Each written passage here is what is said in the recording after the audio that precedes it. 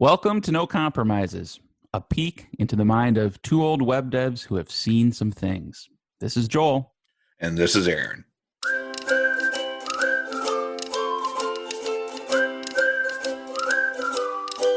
This is probably going to be the last episode in the series we've done on how we work on projects. Maybe we'll think of something down the road, but we're basically talking about wrapping up the project. How do you know when you're done? What happens when you're done? Those sorts of things. So it kind of seems like a logical ending point for what we've been talking through. But it's a surprisingly complex question because a lot of times you would assume, well, I'm done when I'm done with the project. Like, what's the question? But it's more nuanced than that. So let's talk through it, Aaron. What do you say? Sure. Yeah. So I guess, that's the first question is, what does done mean? Yeah. Well, and it probably goes back to the very beginning, which is you have to specify what the goal of the project is.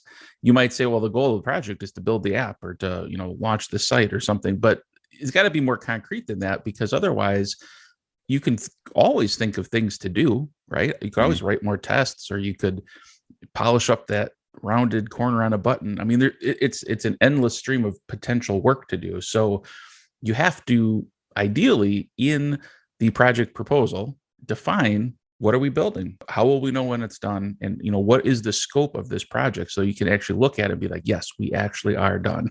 Yeah, you made it sound like on average, it's the developer who wants to keep it going.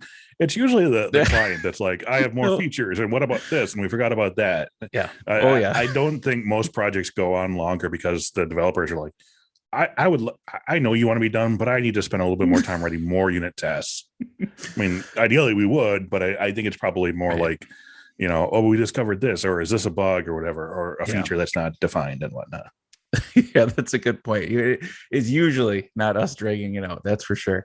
But so let's assume we have that spec, and the proposal where you define what the scope is, should also define what the timeline is. And so it's not just purely a deliverable, but it's a deliverable and a timeline that go hand in hand. And so that kind of takes off the table a client or anybody, really kind of trying to drag it out, because there's all these other things that could be done. It's like, well, no, this is the deliverable, and this was the time frame we gave. So when we hit that time frame, if you still want to continue testing it and before we launch it, that's fine. But we're done in the sense that the project is complete, especially if that's tied to like a final payment or something.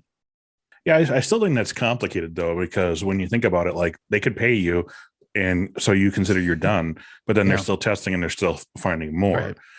So the little bit of special sauce that I don't know if you're going to mention or not is it has a lot to do with the entire project timelines communication. Mm-hmm. So, as you go through the project, I know we don't like to have meetings. We would rather just put your head down and develop or whatnot, but you need to stay connected with your client and give them understandings of this stuff. And so the idea is, actually, most of the programmers, they're good people. We're good people. We're nice, friendly, smart. Okay. And so when someone gets to know us and understands that we want the best for the project too, you have this conversation. And so at the end, it isn't you just suddenly saying, yeah, I disappeared for 3 months. Now here it is. And bye. Right. They had known that, over this time, it's like, well, we're getting towards the end. We're getting towards the end. And we're going to have a conversation. It's like, okay, now remember how we talked about this is the end of the project. If we find anything more, it's going to be a new sort of declaration. Yeah.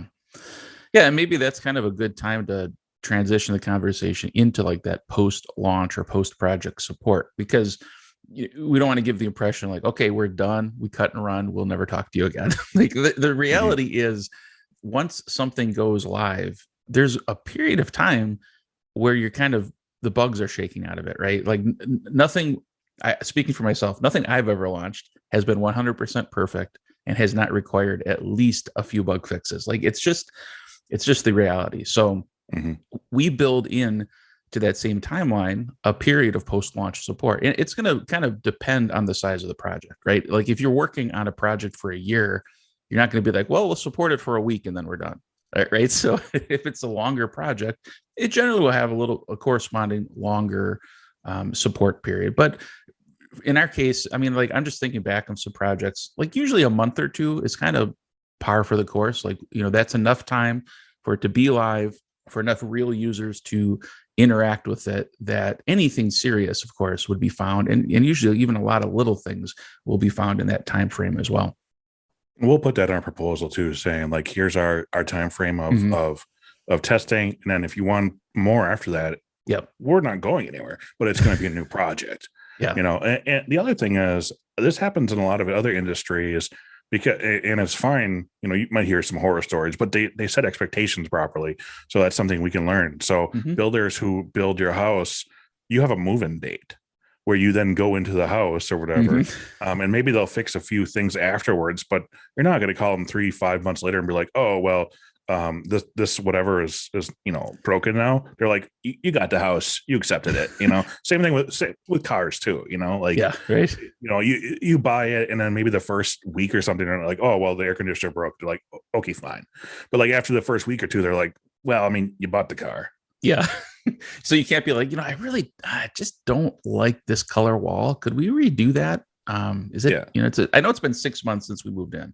No, but no, that's a good, like a concrete example like that is useful for framing this. Now, you mentioned if something else comes up, well, that's another project. And so one of the things that's kind of like a gray area, if you will, or maybe something that a client certainly would think about if they're not technical, is maintenance. I mean, for example, we're building apps in Laravel.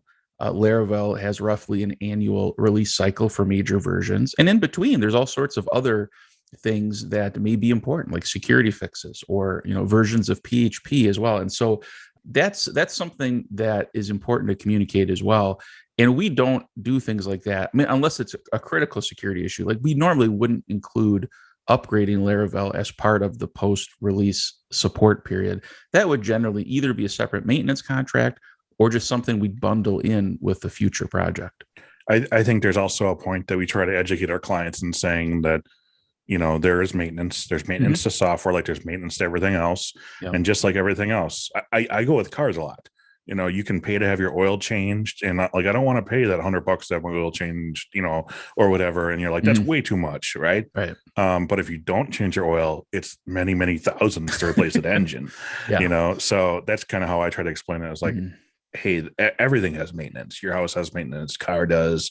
Your garden. My garden. You got to weed your garden. Okay. All right. I see where you're going. Yeah. And it also kind of depends on the team we're working with. So if it's a non-technical, founder or something, and we are the only developers, that's a little different than if we're working with a company that maybe has a team of developers. Some of this maintenance stuff might just fall on them. Like we don't need to do it. It's not really complicated work, especially if you have a good test suite and things are documented well. Like upgrading to the next major version shouldn't be a multi-month project. It should be relatively straightforward. But so those are the things. But like you said, communication is key. So it's not a surprise conversation 3 months post-launch, like, hey, we need to do another huge project to update this. Like, no, we educate them much earlier in the process so they can decide how to handle that.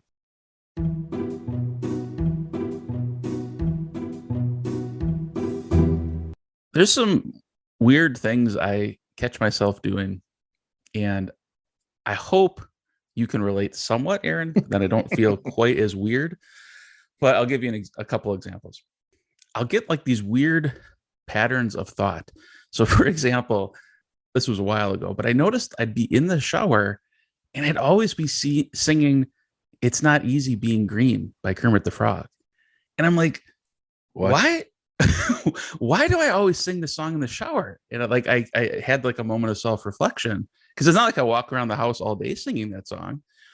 But I caught myself doing it like several days in a row. And then I realized when I go to my dresser to get clothes to take into the shower, on top of the dresser at the back, there was a book with a picture of Kermit the Frog on it. And somehow that like got into my mind, and the natural occurrence, the natural pattern of thought was I would be singing "It's Not Easy Being Green." I mean, there's a lot of questions I have. Okay. But one of them would be like, why do you have a book in your bedroom, you adult, with Kermit the Frog on it? I could say I have kids and that's why, but that's actually not the reason. It was more of like a philosophical Muppets book that was like inspirational quotes and stuff. I don't, this was a long time ago. I don't even know where the book is, but that's the real answer. Hmm. I thought you were going to say something like how I find now that whenever I sit down, I creak and groan. Like I'll sit down and I'm like, oh, like I don't know if that's just getting old or like, and I didn't really notice. Oh, and it was that, or like I'll sit down and go, oh. And I didn't really notice until I had a visitor the other day, and after the third time, she's like, "What are you doing? Why are you making so many sounds?" I'm like, "I'm making sounds? Oh no!" Yeah, it's along those lines. Let me give you one more weird example. Yeah, yeah. Okay, so when I make coffee in the morning, I open the cabinet, and inside, there's a bunch of things in this cabinet, but one of them is a box of salt, and it's Morton brand salt. And like, you see at the top or sometimes the bottom of boxes, they'll have like a lot code, whatever, like numbers and letters to identify it in case there's like a dead mouse in it or something and you have to call and complain. So this one had at the top of it like VG148 or something.